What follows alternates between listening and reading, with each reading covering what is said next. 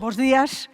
Case comezamos para non retrasar máis a xornada e que non vayamos acumulando retrasos e quitándolle tempo aos últimos, non? A última intervención. Entón, lembrarvos que esta mesa se leva o título de A Historia de Galicia recuperada a través da literatura e falábamos con Héctor que a través da literatura e posiblemente do cine, é dicir, a través das narrativas ou dos relatos, non? Ten sentido esta mesa porque a literatura é unha das maneiras de chegar á historia. Tamén a literatura e o cine, claro. Ten sentido esta mesa por esa razón. Ten sentido para reflexionar acerca dese feito, desa experiencia de coñecer a través dun discurso que non é o da ciencia humana ou da historia, senón o da ficción. E como este é construído por quen a escribe e cales son as corres dese cesto. Se temos en conta que un dos déficits do sistema editorial galego é o libro divulgativo e, polo tanto, o libro divulgativo refírome para a infancia e para a xuventude, non imos a poder atopar tampouco eses libros divulgativos onde nos poñemos ao tanto da historia, cando esa historia non nos chega a través dos contidos da materia, non?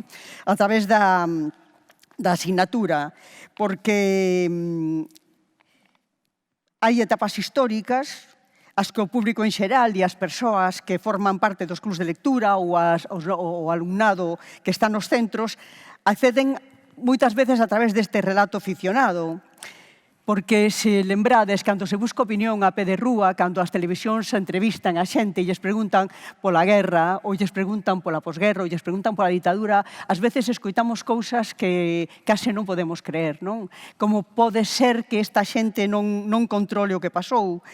E así, desa forma, vemos que esa historia que podería dar as claves para entender o que sucedeu, coas xeracións coas que nos relacionamos nós, co contexto que aínda hoxe nos limita, pois esa historia está quedando no tinteiro.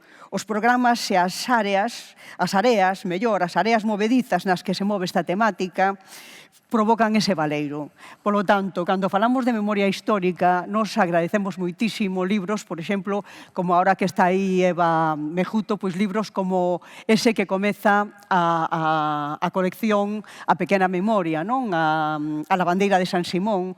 Ou agradecemos todos os libros que trataron o tema da memoria histórica por parte dos nosos escritores e escritoras. E aí teríamos que recordar a Agustín Fernández Paz con Corredores de Sombras, ou Noite de Voraces Sombras, ou mesmo Febre de Héctor Carré, un premio xuvenil, ou A Memoria do Silencio de Eva Mejuto.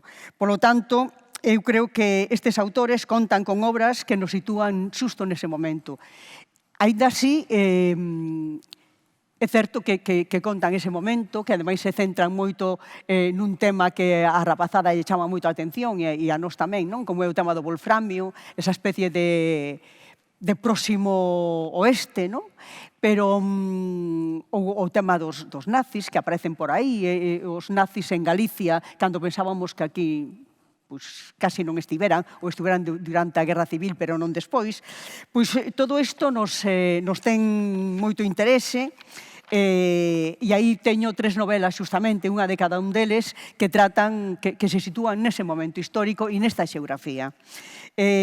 Imos a comezar con Manuel Gago, aínda que vos comento que a mí o que me parece riquísimo desta mesa é que, aínda sabendo que teñen ese punto en común, aínda sabendo que pode ser a memoria histórica e esa parte da historia a que máis nos chama a atención, polo que decíamos antes, dese baleiro que hai nos estudios, por decirlo de algún xeito, pois, a pesar diso, cada un deles construíu o seu propio discurso en base á súa experiencia e ao seu traballo. Polo tanto, van a enriquecer moito máis aínda as intervencións. E decía que comezábamos por Manolo Gago, que, como sabedes, é profesor da Facultade de Xornalismo, que dirixe o portal do Consello da Cultura Galega, que é o editor de Capítulo Cero,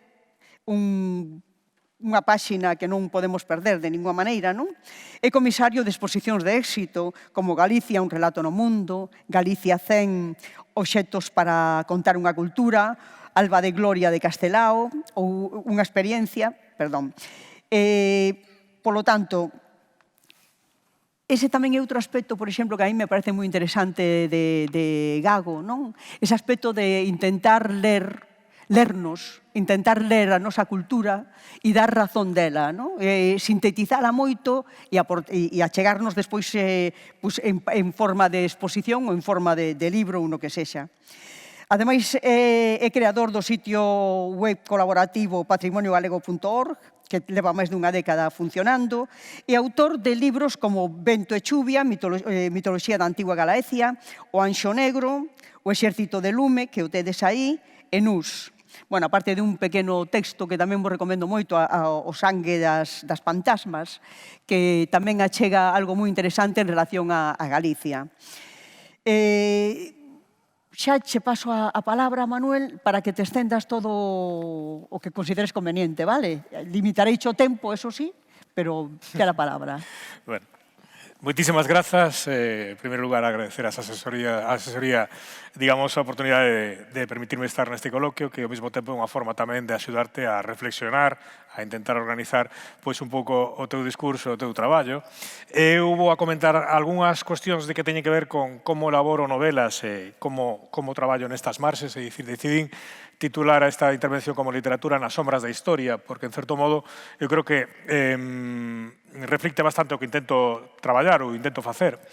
Eu, en primeiro lugar, sempre parto dunha premisa, é algo que sempre intento deixar claro aos lectores, a veces incluso por escrito, ao final das obras, moitas veces falando, que é un pouco o que acontece ca auga cando lle botamos un pouco de tinta.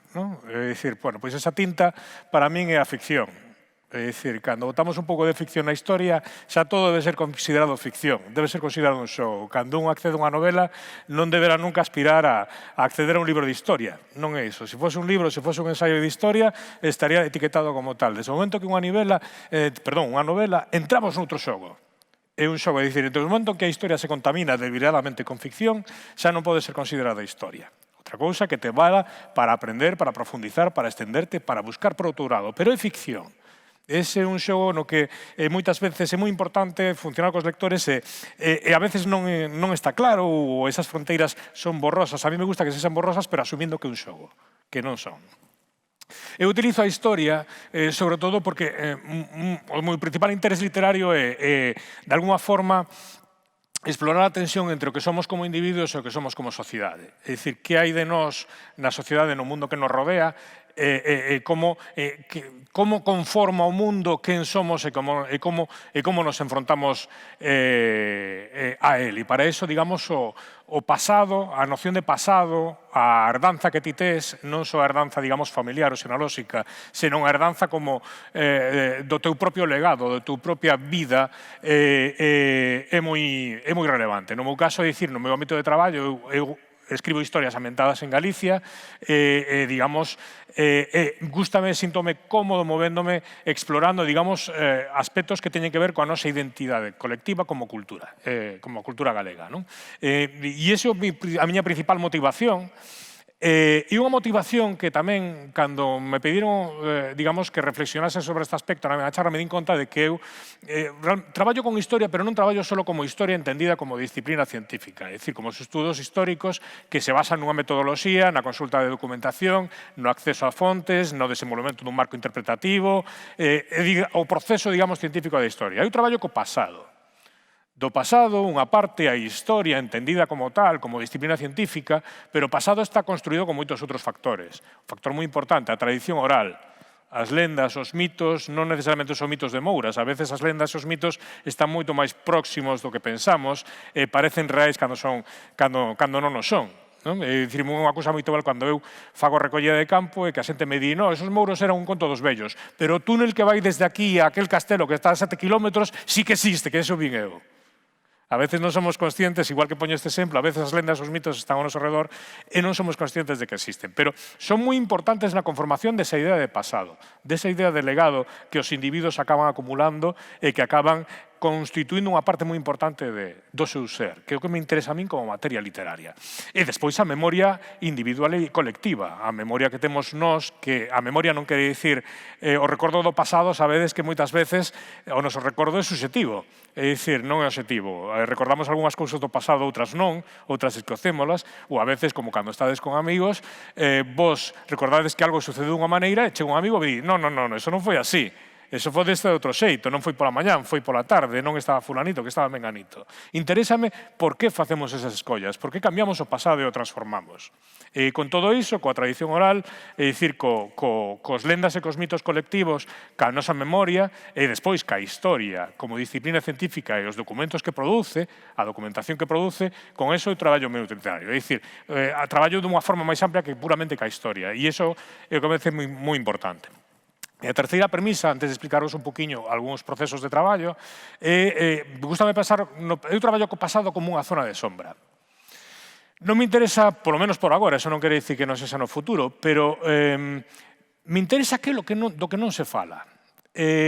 Interésame non tanto por buscar un espazo original para a obra, é dicir, obviamente os escritores sempre escribimos de forma consciente ou inconsciente, de forma confesa ou non confesa, escribimos para un entorno, escribimos para un público, escribimos nunha tradición literaria. É inevitable, cando te escribes unha novela, que penses nas novelas que foron escritas previamente, como vas a dialogar con elas. Especialmente si aluden a temáticas, a escenarios, a épocas vinculadas a túa. É dicir, é inevitable. É dicir, sempre escribes dialogando cos lectores e cos escritores e cos libros.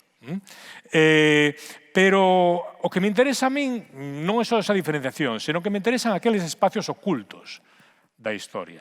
É dicir, aqueles espacios que por algún motivo non mereceron a atención dos historiadores ou aparentemente non nos interesan como sociedade. Vale? Interésame eso, me interesa saber por qué. Ese é unha das principais motivos, moitas veces, motivacións da miña literatura, ahora explicaré por qué. Me interesa saber por qué pasa eso, por qué calamos cousas e outras as comentamos, por que escollemos unha época e non outra, por que falamos de algo e outro non. Vou vos contar algúns exemplos coas miñas obras para explicar un poquinho este proceso de traballo. Este evento Chuvia, que foi o meu primeiro libro para, digamos, de ficción, é unha proposta de unha mitoloxía da antigua Galaequia, é dicir, da Galaequia da Idade do Ferro, da época dos castros. Era a idea de recrear unha mitoloxía que perdimos, que existiu, pero perdimos. Este é un caso típico, é dicir, interesa moito o mundo da Idade do Ferro por moitos motivos, pero unha cosa sorprendente é que o último libro para adultos sobre a Idade do Ferro e a última ficción, a última novela que eu saiba, para adultos, en Lix hai algunha cousa. Para adultos sobre a Idade do Ferro dan 83. Chame moita atención de por que non se novela unha época que identitariamente é tan relevante para nós, é dicir, que o mundo dos castros, que aparece no noso himno e que hai un montón de castros excavados, e do que Galicia ten a maior superficie metros cuadrados excavados de toda Europa. Non hai ningún país europeo que teña tantos castros excavados como a nós. E castros hai nos en todas partes. É dicir, eso é porque o asociamos identitariamente. Pero, sin embargo, nunca se fai literatura para adultos. É moi interesante. Entonces, me puxen a traballar e me di conta que había materiais moi interesantes. Isto que vedes aquí é a distribución de nomes de persoas, vale? Na Península Ibérica, a distribución de nomes de persoas e de nomes de deuses na Península Ibérica, digamos, segundo as últimas investigacións. A maior concentración de antropónimos e de teónimos, de nomes de deuses e antropónimos da Península Ibérica está na antiga Galaequia. É un factor sorprendente. E os nomes dos deuses, os nomes das persoas, non só son nomes. Nos contan moitas cousas sobre esas sociedades, porque están escritos en unha lingua, e hai moitísima investigación sobre eles. Vale?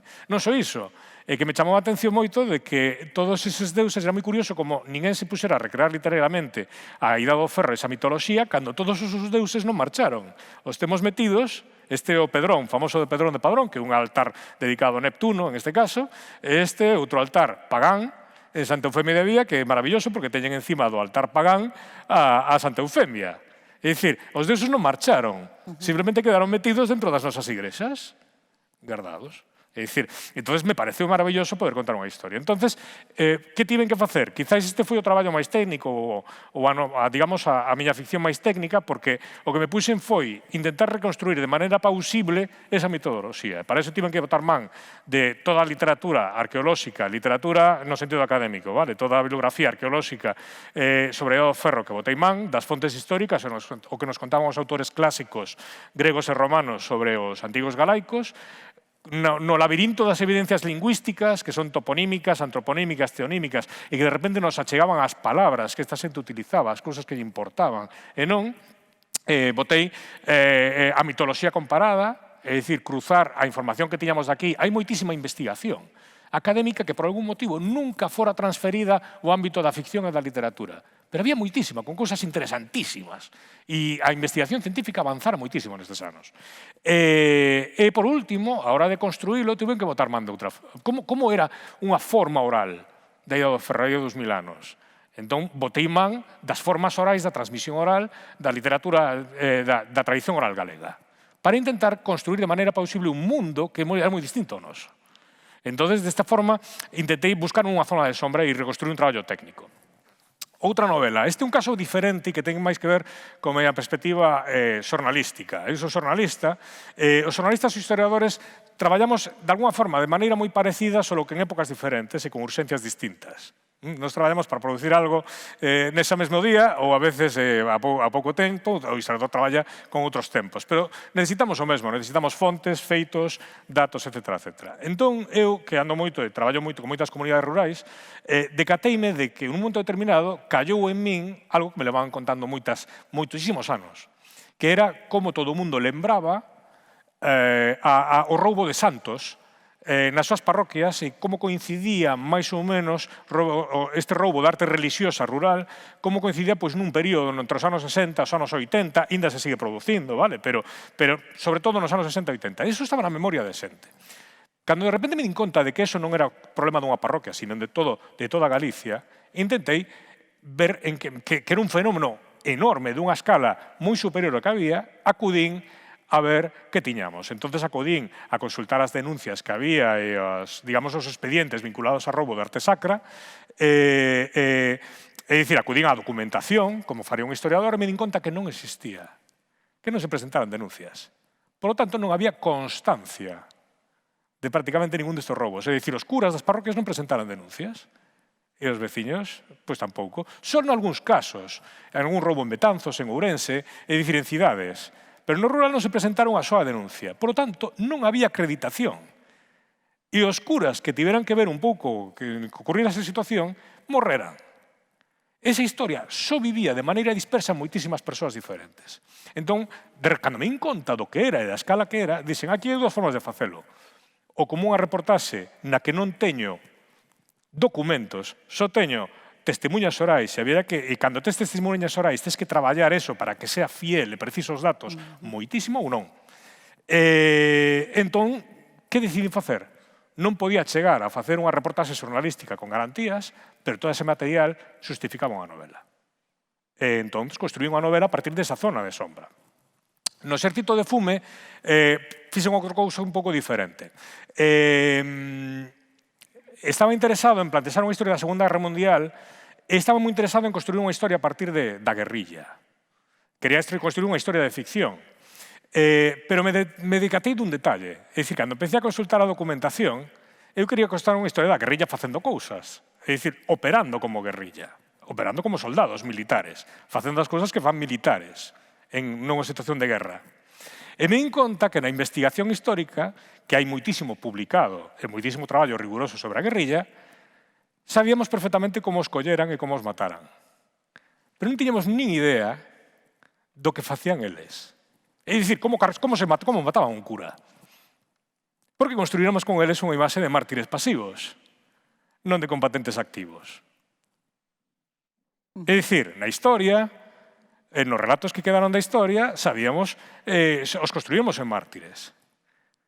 Pero non en persoas que estaban facendo un traballo. E un traballo, quizás hoxe en día, que non encaixa no noso relato, pero que eu necesitaba para levar a miña materia. Necesitaba saber como eran os seus procedementos operativos. E o segundo tuvo que ver con... Entonces, me tuve que poñerme a investigar, buscar a xente que coñecer os guerrilleiros para sacar metodoloxía. E o segundo que fixen foi como construín os nazis.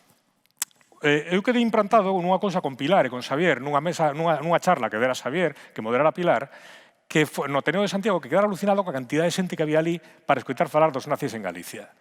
Eu me quedara pasmao. E dixen, por que hai tanta xente? Por que interesa tanto este tema? E de repente empecé a facer un xogo. Me di conta de que os nazis, por que nos fascinaban tanto os nazis? Os nazis preocupábanse por minas, que estaban baixo terra. Os nazis eran un mundo, coñecíamos as persoas, pero eran como individuos solitarios. É dicir, bueno, había un alemán ali, outro alemán ali. Tiñan riquezas incontables. Iban moi ben aseados, moito máis limpos. Quen eran os nazis? Eran os mouros. Entón, o que fixen foi construir na miña novela a estrutura, en realidad, no fondo, é unha historia de labregos e mouros. Labregos contra mouros. Por último, é dicir, outro exemplo, a miña última novela, cando empecé a documentarme esta historia sobre o nudismo a principios dos anos 80, quería traballar, me din conta un detalle, na documentación accedín, por exemplo, ás fotografías da época, esta é arquetípica das encrobas, non? É unha foto non é casual, é dicir, representa o poder supostamente labrego e aparece un guardia civil caracterizado como porcino, non? É dicir, caricaturizado, non? Representado de maneira caricaturesca. Esta é unha foto que funcionou moito. Cando accedín aos fotos da época, dime conta dun detalle maravilloso, que tamén é outra zona de sombra. Se alguén dentro de 150 anos quere ver como é a sociedade galega do momento e accede a libros como este, vai decir, isto era unha revolución nos anos 80, estaba o país ardendo polos 4 costados. Me sorprendeu unha cousa increíble. No fotoxornalismo da época non aparecían as persoas que tiñan realmente o poder no país nese momento. Desapareceran conscientemente. Quen sae nas fotos é outra xente. Quen se escolle para representar a época é outra xente. E o poder de verdade, o que está detrás, non. Entón, esa foi a historia que me interesou contar. De alguma forma, unha historia contada desde ese poder, ainda que estaba un pouco perdido na literatura galega. E gracias a eso conseguín saber cousas sobre nós mesmos. Por exemplo, esa foto, que é a foto mítica, unha foto digna dun Pulitzer desa época, ten un truco que encaixa perfectamente con como nos vemos o noso pasado e como interpretamos a nosa sociedade. Claro, eso, como non vai ser en Galicia, eso, non?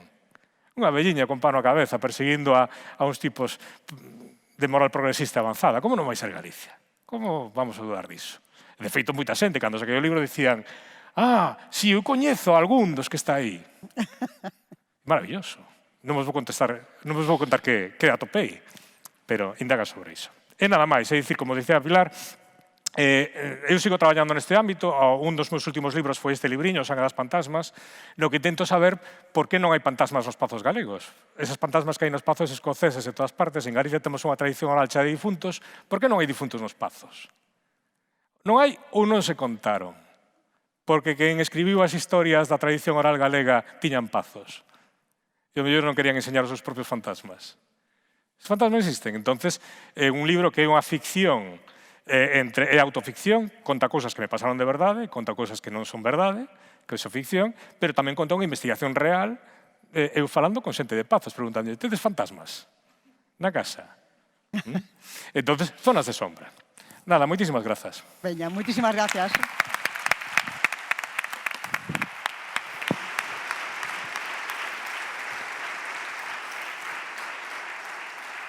Vedes como cumple, como se vai cumplindo o que vos anunciaba. Bueno, Xavier Quiroga, o primeiro que me dixo foi non digas nada máis que son escritor. Bueno, pero a mes de escritor e profesor, ten unhas novelas de fondo e longo alento, moi próximas ao naturalismo, para, como sabedes todas as persoas que o léstedes, e ten novelas como A túa dona Braña, que foi premio Losada Diéguez, Era por setembro, Se buscabas un deus, O cabo do mundo, que é premio da crítica da narrativa galega, Zapatillas rotas, premio da crítica da narrativa galega de novo, e Izango da Saca, que é premio San Clemente de narrativa galega. Dous dos seus libros, xustamente, O cabo do mundo e Izango da Saca, están traducidos ao castelán.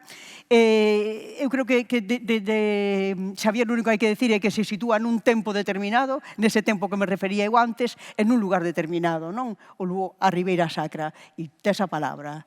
E a partir deste momento tedes 17 minutos, tanto ti como ti, vale? 17 minutos.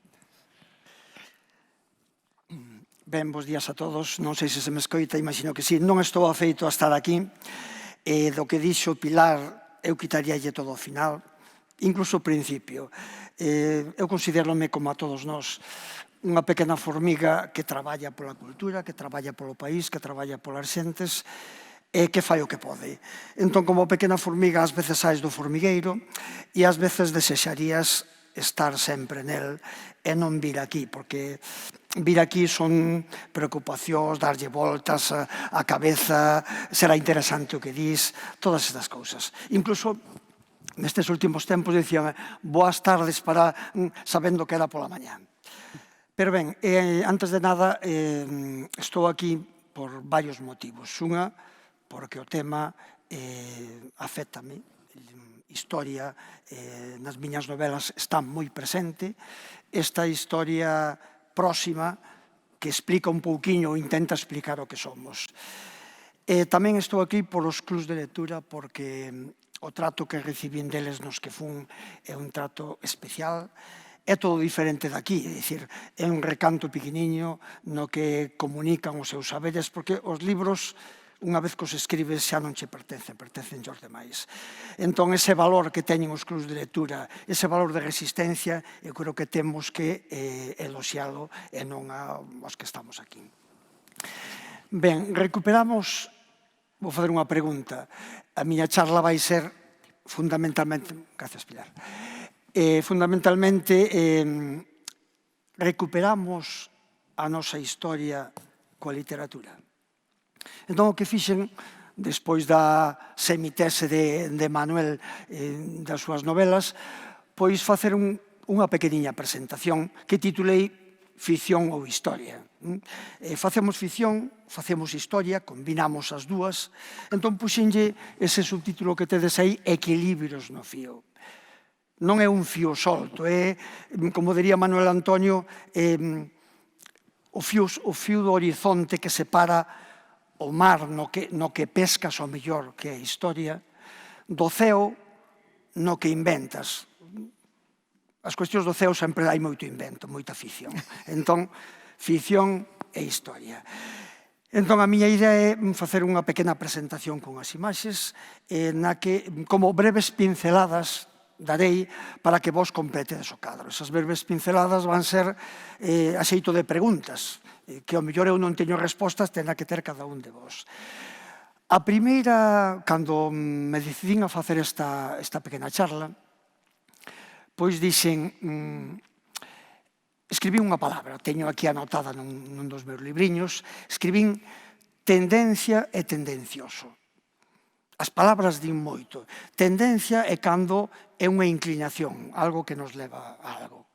Pero tendencioso significa que faz cun obxectivo, moitas veces falseas. Eu non sei se é tendencia ou é tendencioso, pero parto da imaxe que presentou Manuel, parece que estamos conectados, somos un equipo, quer dicir, no sentido que nos xuntamos daquela maneira, as pezas do puzzle vamos, pero somos un equipo porque quero presentar esta imaxe que ten moito de relación co que eu fago, co que fai Manolo, co que fai Héctor, e co que é a nosa historia. Eu procedo, como a moitos daqui, dunha aldea. Case todos os galegos, en primeira, segunda, terceira ou sexta xeración, procedemos da aldea. A nosa cultura procede da aldea. Entón, os primeiros anos que me marcan como marca unha patria, a patria que é a nosa infancia, paseinos nunha aldea un pouquiño remota.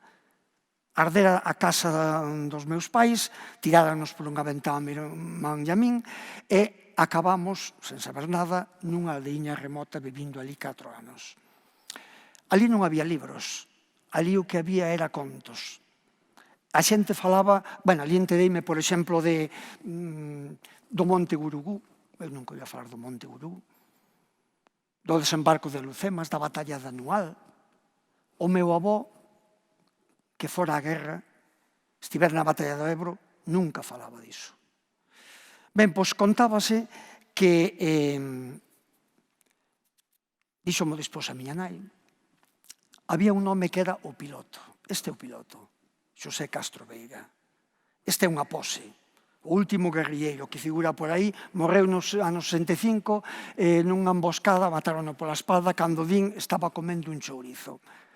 Estaba comendo un chourizo con un cacho de pan no rego das Anduriñas, acababa de cruzar o encoro de Belesar, matou no Garda Civil por unha delación, ele acababa de cometer un atraco. A idea que se nos transmitiu del a min, na miña infancia, era un asasino, un atracador, unha mala persoa. E por iso matou a Garda Civil. Está enterrado en San Cid de Asma, ali debaixo dunha lápida, meteron onde había un burato e onde dice que ao mesmo tempo meteron un obreiro que non lle sabían o nome, moitos son obreiros políticos que traballaban ali no encoro de Belesar. Iso é o que nos transmitiron. Esta outra imaxe, témola aquí, é el mesmo, vedes que cara plácida e de boa persoa, acompañada de Mireille. A Mireille foi a súa compañeira. Estiveron escapados, dice que polo monte, pero eles non estaban polo monte, eles estaban refugiados en casas de amigos que lles axudaban. Entón, con que idea nos quedamos? O que eu descubrín posteriormente do piloto non era o que me transmitiran. Entón, falsearonnos a historia. Era tendencioso o que facían. Tivemos que dar voltas, preguntarlle ás persoas como eran. A min díxome unha persoa maior, díximo, o piloto era unha boa persoa. Pero, cando tiña que discutir, discutía coa pistola de riba da mesa. Hai un libro definitivo, non sei, case non diría definitivo do piloto, xa que estamos con libros, clubs de lectura, un libro especialmente interesado para ler. Do mellor que é o piloto, é de Afonso Eiré, de Hércules Edicións, e di aquí nunha entrevista, cando lle dicían, tes que marchar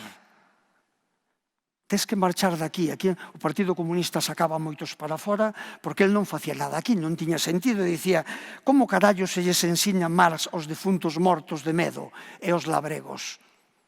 Pono aquí. Os libros teñen moitas pequenas historias. Entón, el non quixo marchar. E dice que foi posiblemente por amor. Hai aí unha novela, hai aí unha historia. O libro do piloto é moi interesante e é do mellor que se escribiu sobre el. Hai certa fábula, porque invéntase, entón non é novela, é recreación, pero dinos incluso onde deixou as armas. Xa que estamos para vender libros e para promocionalo, que mellor quedou un contraste exagerado entre o libro de Luís Moure Mariño, falanxista, un escritor magnífico escribindo, que nos dá unha visión do que era aquela época, de todo o que pasaba. Pero é unha visión xa desde un punto de vista do movimento, da Secretaría Xeral para o Movimento. É moi interesante contrastalo co que ven despois, que é a represión franquista na provincia de Lugo, de María Xesús Souto Blanco. Digamos que para min este é a Biblia da represión. É dicir, un estudo concienciudo do que pasou e do que moitas veces non se sabe, porque este non é un libro para ler así, senón queres buscar datos. Ben, María Xesús Souto informouse, mirou documentación de todo tipo. Este non é un libro que se recomende a ningún rapaz para ler. O outro, quizás sí. Sin embargo, un dá unha visión e outro dá outra visión. E realmente deberíamos nos decir aquí que falamos da época da Guerra Civil e da posguerra, do que veu despois, e deberíamos falar de, como fala María Xesús Souto, da represión. Aquí non houbo guerra civil, non houbo fronte bélica, pero houbo unha represión civil exagerada. E ese libro dá conta del. De María Xesús Souto temos pouco tempo, quero apurar algo. Teño unha pequena anécdota que relaciona ficción e historia. Eu tiña escrito un primeiro libro do Cabo do Mundo que falaba sobre as Brigadas do Amencer, que son estes grupos civís que andaban pola noite eliminando roxos, reprimindo. Despois falaremos un pouquinho máis se podemos. Tiña escrito dunha catedrática de historia que sabía moito e que ían ondela para investigar o pasado dun posible represor relacionado cun que escribía. Ben, pois, María Xesús Souto, despois de axudarme tanto, non quixo sair nese libro. Entón, como a literatura, como a ficción, na parte do ceo, pode arrapañar de aí, que sucede? Que puxen unha catedrática e unha entrevista con ela. O bo que ten a ficción é que ti podes inventalo todo. Quedarnos entre historia e ficción, deixámoslo así. Pode ser calquera cousa. Outro libro de recomendación, o que fixeron en Galicia no 36, é un interesantísimo da guerrilla antifranquista de Mayra Angulo Pinche, que estivo tamén atracando, facendo as súas cousiñas, escapando, sobrevivindo, digámoslo así. Como dicía Manolo, hai moita literatura sobre isto, literatura moi interesante, pero parece mentira, estas non son bestsellers, estos non se len. E son, é dicir, vos ledes este libro do Pinche e vedes como era a época, vedes o que pasou. Unha persoa non moi formada que di o que lle aconteceu. Casos ainda temos, por exemplo, mira, de un falanxista coruñés ainda dá nome ao principal centro sanitario público. Juan Canalejo foi un dos artífices das brigadas do Amencer, eses grupos que andaban pola noite. Convén investigalos. Por que non se investiga isto? Por que non se afunda un pouquiño máis? Destes que xuntábanse nunha tasca, bebían uns grolos de aguardente e saían a reprimir roxos, a violar ou a facer moitas falcatruadas. A reprimir. Non falemos de guerra civil, falemos diso. Ben, como é unha presentación, esta seguinte imaxe, vedes que estou dando pinceladas, xa vos dixen o cadro pintadelo vos. Este é o farandulo. Había que falar un pouquiño de nazis, había que falar un pouco da nosa historia. O tema dos nazis, como non é algo exagerado. Cando se fala da miña novela, eu considero que a miña novela Izan o da Saca, pois non é unha mala novela, pero só se fala dos nazis. Eu que quero contar unha historia, e só lles interesa aos nazis. É dicir, é sorprendente. Ben, pois a primeira persoa, eu vou falar dos nazis moito antes, dunha persoa que vivía en Monforte, despois direivos quen é, que era nazi resolto, e o que facía era regalar libros de Hitler, a miña loita, a todos. Entón, nas casas de Monforte, nas casas un poquinho, estaba o libro de Hitler ali en primeira plana. Ano 45, derrota dos nazis, e houve que retirar todo. Incluso o saludo fascista tamén se retirou aquí. Ben, pois este personaxe é o farandulo. Teño aquí uns apuntamentos por se non se me acorda o nome. O farandulo.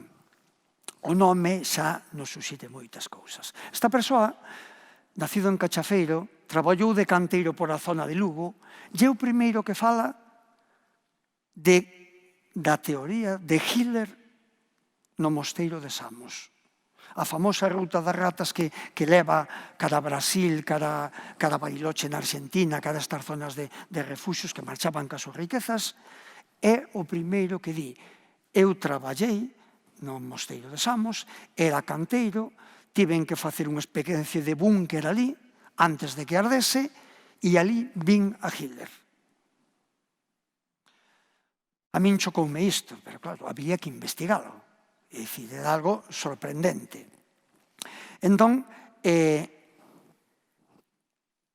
o seu escrito está dividido en dúas partes. Vede que isto que non se pode facer nunha presentación, poñer tanto texto. Pero este texto, no que describe el pueblito de Cornias, está en castelán. Un val ali no medio da montaña lucense, totalmente diferente a todos os povos. Non chegaba ao sol. Pero que pasa? Que descubriu un avión nazi nunha leira de patacas. E el decía que chegaron os nazis, tiveron que aterrar, viña Hitler, de aí. Ni un solo rasguño, aquellos tiempos pasándose, cuando os pueblerinos sintieron e vieron el siniestro aterrizaje con un ruido aterrador, freou no aire, arrastrou, tirou, solo partiendo uno despois, deu unha volta, quedou no campo de patacas, e saíron os alemáns. Cuando los parroquianos vieron el inesperado acontecimiento, precipitáronse, o cura diante. Un total de 5 pasaxeiros falando alemán. Baixaron tranquilamente do avión, civís e militares. Una destas personas era Adolfo Hitler, con bigote e todo. Había que ir. Ficción ou historia é o avión de Córneas, este é a foto, o carro de vacas, a leira de patacas. Cando descendes ali cara Córneas, cara o Val, e dis, aquí non podía aterrar un avión. Encontraste co primeiro e ti, quedanme 2 minutos. Ben, non quero acabar en Córneas. Fala co Indalecio. Pero antes de ir ao Indalecio, pasei polas Torres do Arneiro. 3 antenas enormes, nazis, colocadas na terra xa, para dirixir e localizar avións e tránsito do Atlántico e do Cantábrico. Mirade que museo temos ali, esplendoroso, para recuperar entre toxos, ervas, algún codeso había e algunha xesta. Entón, ti cando andas por aí, lembras as relacións que había dos nazis. Entrevista en Hendaya, Lexión Cóndor desfilando por Vigo para despedilos. Walter Kussmann, ese do círculo, un asesino nazi que viviu 2 anos aquí perseguido na zona de Vigo, ao lado de Hitler aí o tedes. A imaxe que aparece ali ao lado, esa é dunha reunión en Vigo, no Colexio Alemán de Vigo, por aquelas épocas. Os submarinos, na bahía de Vigo, había un buque Bessel, nodriza, viñan ali. Entón, os mandos saían do submarino, ían nunhas lanchas polo río Verdugo e había un pazo dos alemáns. Outro día coñecín a unha persoa da familia dese pazo que non sabía nada da súa relación. El ten apelido alemán. Non sabía nada da súa relación con eles. Wolframio, Esteban Alboraz, minas de wolframio. Acostumo patear moito Galiza, está todo cheo de minas explotadas por eles, todas. Esta, coa mala sorte de que levou cara a Casallo, de Casallo estaba a cidade da Selva, ali estaban metidos os guerrilleiros, e chegaron os nazis coas súas camionetas e despois chegou detrás a Garda Civil. Fixeron unha emboscada e a cidade da Selva alá foi. Esta persoa, don Guillermo, chamábanlle don Guillermo, Guillermo Clos, está enterrado en Vigo. Era xerente e era cónsul alemán, Hitler, é dicir, nazi declarado, regalaba o libro de Hitler, o embarcadeiro. Medio minuto. Indalecio de Córneas, personaxe, e por ali conta vos todo. 9 anos, aterrou o barco, aterrou o avión, tiraron a porta, utilizouna para o forno. Que menos? Entón, había que ir a Samos, porque o farandulo ten os últimos días de Adolfo Hitler no convento de Samos, en Lugo, Galicia. Ali fala de que viu a Hitler. Pero claro, saiu a novela, foi tanta eclosión que xa cambiou a versión. Tamén estaba Eva Braun. Falo coas persoas que vivían ali, había monxes altos, había loiros, tiñan ollos azuis. Hai que saber quen é este abade Mauro. O abade Mauro estaba daquel liña directa con Franco. Pintouse nas paredes, non é un fresco, o fresco era un pouquiño el, pero ti chegas ali e resulta que é un benefactor. E hai outros libros, aí vedes, ardeu, reconstruíuse o mosteiro, ele non era un represor, pero hai un libriño pequeno de Antón Patiño Regueira, Memoria de Ferro, que di: o armeiro da abadía. Resulta que antes de dar o golpe de Estado, resulta que entraban as armas na abadía. Allí ninguén sabía nada diso. Todos estes frades que vivían allí non sabían nada de alemáns, tamén había italianos. Remexendo, o escritor remexe, busca o búnker que fixo o Zaranduro, sabe das chaves, escribe un libro, e nun deses libros di algo sobre, perdón, aquí non o dou lido, se todos os feitos relatados nesta novela foron produto da fantasía, non quedarían segredos neste caso, nos rincóns máis ocultos da nosa historia. É dicir, adrede para esta presentación, historia ou ficción. E deixo sin contar o que ven agora. Esta sería un pouquiño a guinda. A guinda é cando os de Canal Historia, despois desta eclosión de nazis, contactan conmigo e eu non quero saber nada diso porque me parece unha pequena montaxe. Eu escribo libros e non pretendo outra cousa. Ao final, acedo, non queren falar con ningún especialista, queren falar co que escribiu a novela e que fala de que Hitler está aí. Ben, pois, o primeiro que lle digo, nesa pequena entrevista no capítulo, digo, eu son escritor, non son historiador. Capítulo Buscando a Hitler do Canal Historia.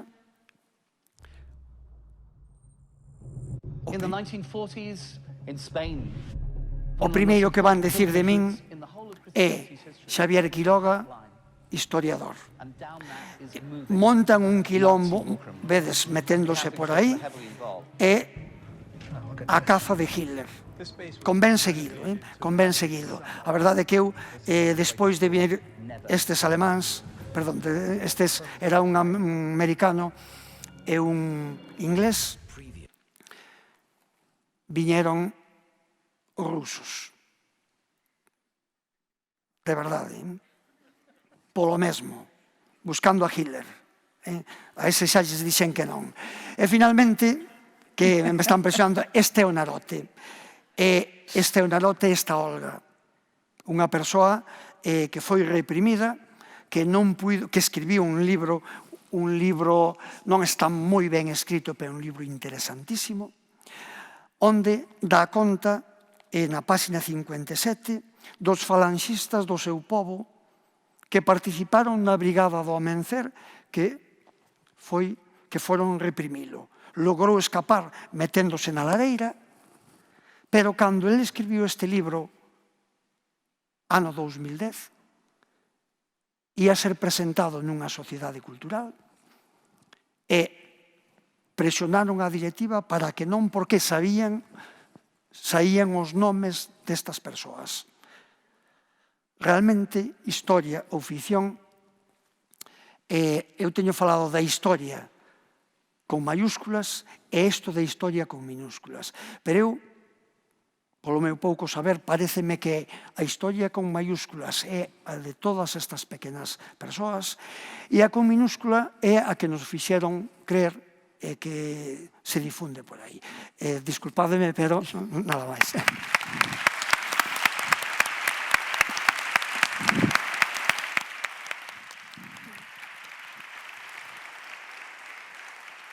Bueno, acumulamos retraso porque o tempo de Xavier é distinto, é un tempo máis lento que o de Manuel, non? Que falaba así moi a prisa. Bueno, pois de Héctor Carret, decir que esa novela xuvenil que tedes aí, a de Febre, está entre dúas novelas de adultos, que tamén reflicte este tempo, e que ele é un home de cine, polo tanto, vai nos falar dende o seu punto de vista, non? Traballou como axudante de dirección de Olea, Camus, Chavarri e Spielberg. Ten algún premio Goya e algún premio do Festival Internacional do Porto. Dou a palabra xa a toda velocidade para que fale el do que queira, vale? Vale. Pois gracias. Como vedes, vai ser algo moi serio o que imos falar aquí. Por que escribín esta novela? Eu desde pequeno tiña escoitado falar dos tempos do Wolfram e para min aquelo era algo increíble, algo que non me encaixaba, que pudera ser algo que pasaba aquí, era algo que eu vía nas películas, non? Era un espazo de aventura, era como un western onde a xente loitaba pola vida, andaba a cabalo, levaban armas, e sempre tiven a pulsión de facer unha historia que acontecese nese mundo, non? Daquela, cando xa estaba, isto foi antes de dedicarme a este negocio, non? Pero xa sendo profesional, pensei en facer unha historia nese contexto.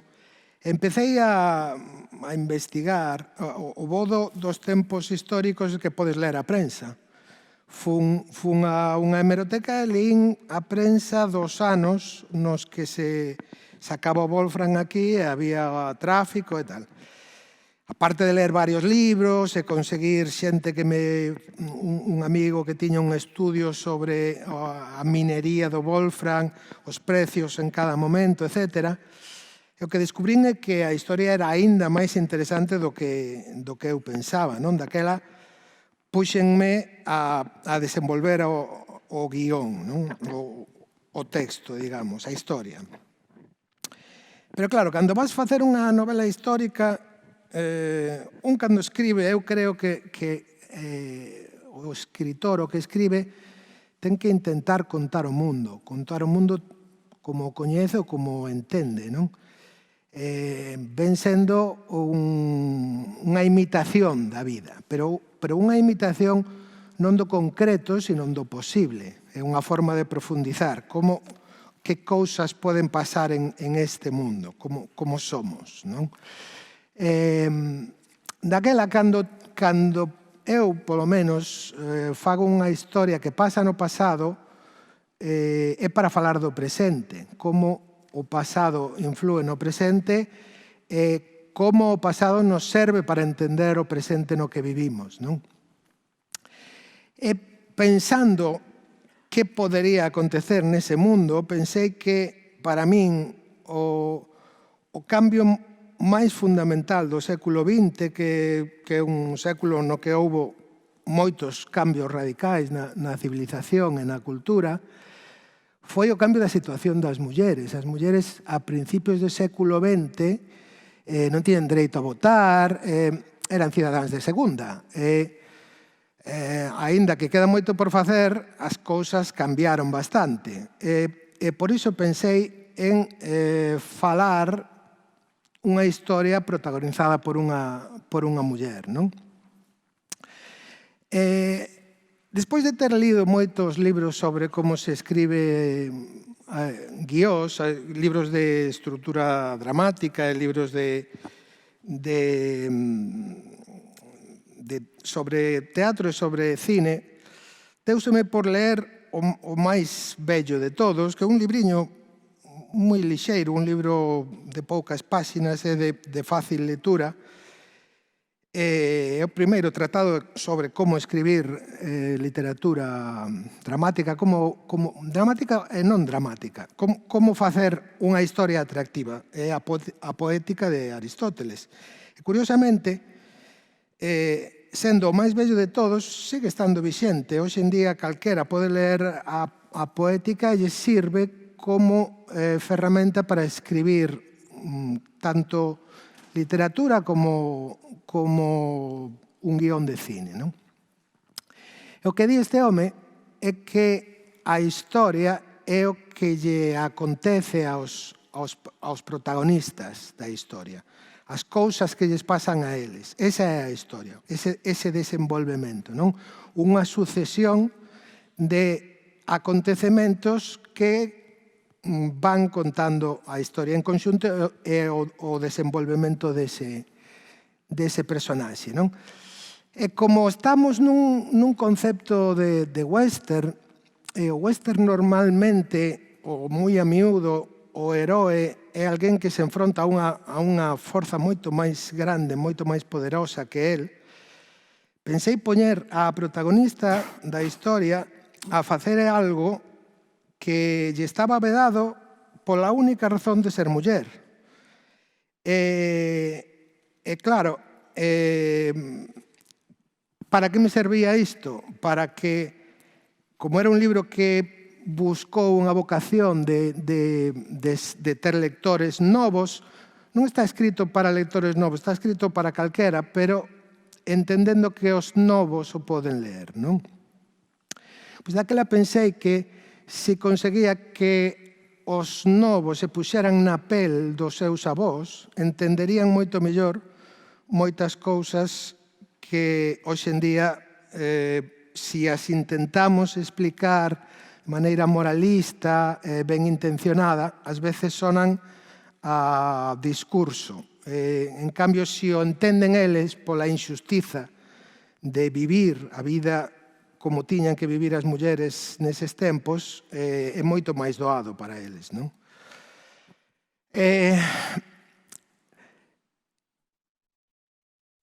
O asunto da ida e volta que eu digo, pode ser de ida e volta, isto é un pouco unha pregunta, non? Todo o mundo sabe, sempre se di, que a literatura é un fornecedor de contidos para o audiovisual. E iso, desde logo acontece, pero en este caso en particular, xustamente ao revés. Eu pretendía facer unha película, escribín un guión, pero o produtor co que fixera a película anterior, leu e dixo, está moi ben, pero é moi caro. Eu non sei como financialo, porque claro, nós escribindo, tanto nos costa escribir. Baixou Xan como baixaron os 12.000. E claro, no cine non é así. No cine, se baixan 12.000, hai que pagarlle a 12.000, non? Cando estás nunha historia de época con avións nazis e barcos e tal, neses tempos a informática non estaba tan avanzada, era moi complicado. Daquela, eu, despois de ter o guión rematado, escribín unha novela que contaba a mesma historia. É certo que hai problemas para adaptar, pero volvendo ao amigo Aristóteles, que debía ser un tipo moi espabilado, porque despois de tanto tempo que siga funcionando o seu libro, algo quer dicir, e o que quer dicir é que el fala das cousas esenciais que hai en unha historia.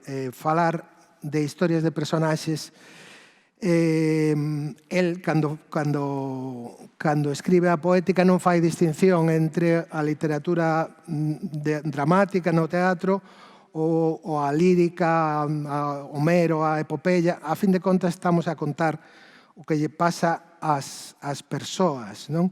E as persoas na época de Aristóteles eran exactamente igual a nós. O que pasa é que tiñan outros aparellos diferentes e outras ferramentas culturais, pero non cambiamos gran cousa.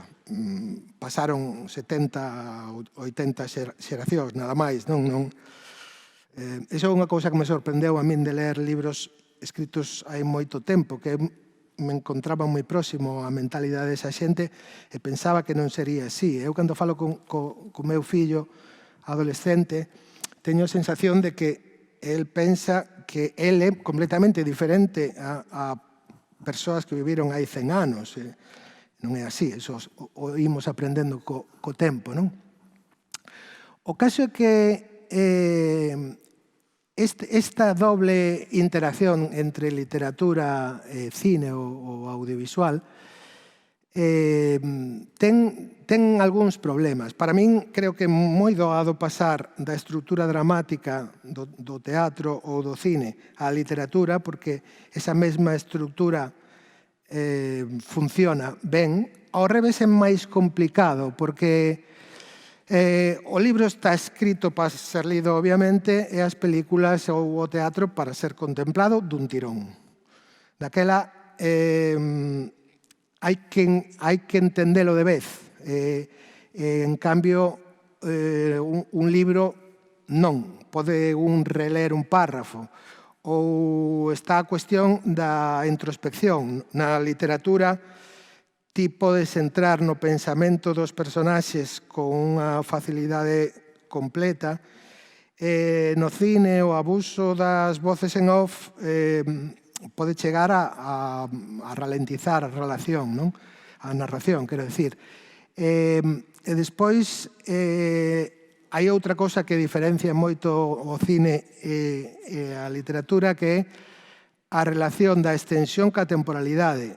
Ti, nunha novela, podes estar falando dunha Madalena durante moito tempo, iso non significa que pase o tempo. Sen embargo, nunha película, se ti te tiras 15 minutos nunha escena, é que pasaron 15 minutos. Como non vayan cambiando cousas durante eses 15 minutos, se estás reflexionando durante 15 minutos, o movimento hacia adiante que precisa a narración audiovisual vese debilitada, non? A miúdo se decía, creo que agora a cousa cambiou, se decía que as boas novelas non facían boas películas, que moitas veces as boas películas estaban baseadas en malos libros, non? Eu creo que non é moi certo iso. O que ocorre é que se tes que converter Os Miserables, que son 1500 páxinas na edición que leín eu, nun guión de 120 páxinas, o que vas é facer Os Miserables do Reader Digest, que se chamaba aquelo, non? É un resumo. Claro, unha obra que ten unha forma, se a recortamos moito, o normal é que non funcione. Pero, sin embargo, por exemplo, Os Miserables se publicaba por entregas, Dickens publicaba por entregas nos xornais, e acababan os capítulos cun enigma que quedaba plantexado e había que resolver, non? Se resolvían nos seguintes capítulos e así a xente quedaba engaiolada ca historia. Hoxe en día, como somos moi modernos, a iso chamámoslle cliffhanger, que supoño que escoitaredes porque é unha palabra que está de moda, porque todas as nosas palabras hai que dicilas en xerga para que non se enteren os demais e se vexa que non sabemos máis, non? E daquela son todas en inglés e tal. Pero ven sendo o mesmo, cliffhanger, é acabar nun momento no que o protagonista está colgado do precipicio, salvarase ou non se salvará. Quero ver o seguinte capítulo, non? O que pasa agora é que con estas series non autoconclusivas, antigamente as series todas eran autoconclusivas, era El Fugitivo, empezaba unha aventura, acababa, cada día outra, non? Ou Mannix, agora son películas moi largas, daquela hoxe podes facer Os Miserables, se che dura 8 capítulos ou 12, pois non hai problema. Para min, outra frase que se fala moito é tradutore, traditore. Claro, se fora tan doado como traballar con números, os tradutores non serían traditores, pero, por exemplo, isto é parte dunha novela. Noites máis escuras que as tebras e cada un dos días máis gris que o anterior, como o primeiro síntoma dun glaucoma frío que mancha o mundo. Como poño isto en imaxes? Non hai unha equivalencia directa. Podo intentar unha sucesión de días escuros, unha secuencia de montaxe, pero o glaucoma frío, como traduzo iso? Eses son os problemas que teñen de traslación, pero que a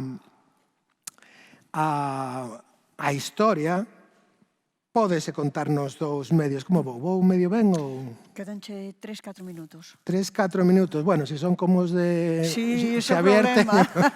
Teño bastante. Non hai control de tempo. Ai, eu intentei, non é? Vale. Pois eu creo que hai outra forma, porque Por exemplo, eu fixen un documental sobre o mundo do xornalismo que se chama Post-Truth Times. Entrevistei a Gay Talese, non? El me dicía que cando el escribía trataba de crear imaxes visuais para describir o que quería contar, non?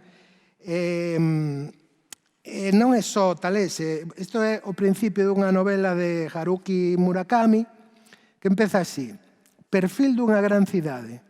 Captamos esta imaxe desde as alturas a través dos ollos dunha ave nocturna que voa moi alto. A nosa mirada escolle unha zona onde se concentra a luz. Enfoca ese punto. Está escribindo un guión cinematográfico. Porque hai moita influencia, creo, nos dous sentidos, non? A fin de contas, cando se fai unha historia, utilizamos estruturas dramáticas que ven sendo darlle sentido a unha sucesión de feitos. Ordeamos a realidade de maneira que pareza que cada cousa que acontece na historia ven sendo consecuencia do que pasou antes, non? Queremos que o caos no que vivimos teña un sentido. Por eso nos gustan as historias, porque queremos encontrarlle o sentido á vida. Daquela, as estruturas dramáticas, a parte de darlle sentido á vida, pois teñen mecanismos, non? Como sabedes, o teatro, igual as películas, se divide en actos, e en cada acto hai cambios con respecto ao que pasou nos actos precedentes, non? Ademais, hai a trama fundamental, a do protagonista, o protagonista, como se di hoxe, e outras subtramas que non son a liña principal, non? Eu traballo así. Eu empezo por un debuxo, un primeiro acto. En este caso, isto é a estrutura de Febre. Hai un primeiro acto, un segundo acto que está dividido en dúas partes e un terceiro acto. E cada acto está separado por un acontecemento que na estrutura, na xerga de escritura de guión se chaman puntos de xiro, cosas así. Aristóteles chamáballe peripecia, non? Cando acontece algo que cambia a posición do protagonista con respecto ao seu obxectivo, non? Daquela, isto simplemente era unha curiosidade por ensinarvos parte de como traballo eu. Cada un dos personaxes ten a súa estrutura, as subtramas tamén, e se enredas moito, ao final, pois, vas tendo un montón de cousas escritas antes de empezar a escribir. A xente a xente nova, sí, acabo. A xente que quere dedicarse a escribir preguntan ás veces, ti como faz? Pois non empezo a escribir polo principio, empezo a escribir non pola folla baleira, senón por ir xuntando cousas. Así que, moitas gracias por terme aquí. Para min é un placer. Moitas gracias á organización dos clubs de lectura. Eu tería gustado poder falar con vos, pero non sei se vai ser posible. Pero, bueno, eu quedarei por aquí, se calquera quere falar de algo. Polo menos hasta a comida estarei por aquí a vosa disposición.